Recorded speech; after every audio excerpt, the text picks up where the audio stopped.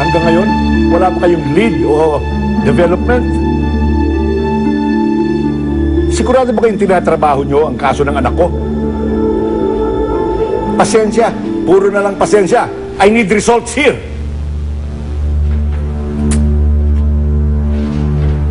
Pa, ano ang problema? Sino yung inaaway niyo?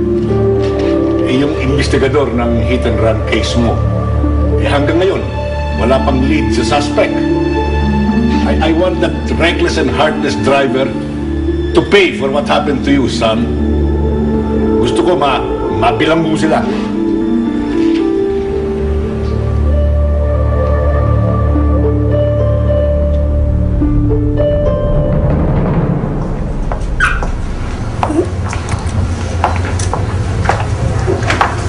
Yun.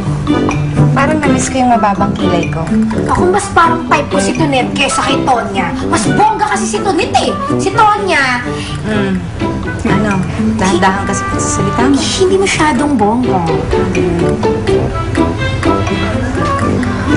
Nagbalik ka, Bes! I miss you!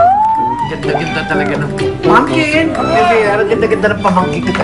Naku, ano mo, nakakapiko ng ganda mo. Ganda? Ang ganda. Pero ganyan-ganyan ako ng kabataan.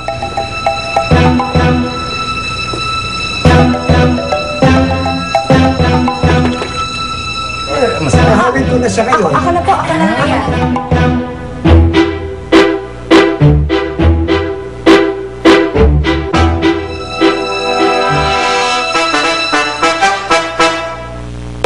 Tao na to, parang kailan lang heartbroken ka, pare. Tapos ngayon kung sino-sino nang hinahanap ng babae. Ito kasing Tonet na to eh.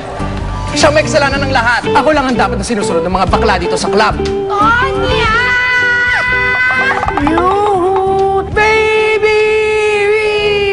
Malapit na ulit ang Ultimate Dance Showdown 2011. Tayo na naman ang mananalo. Then things will be back to normal by then. Merong 50,000 pesos na tumataginting. Hi, friend nyo. Broken-hearted. Tapos na ako dun. Meron na ako ibang babaeng iniisip.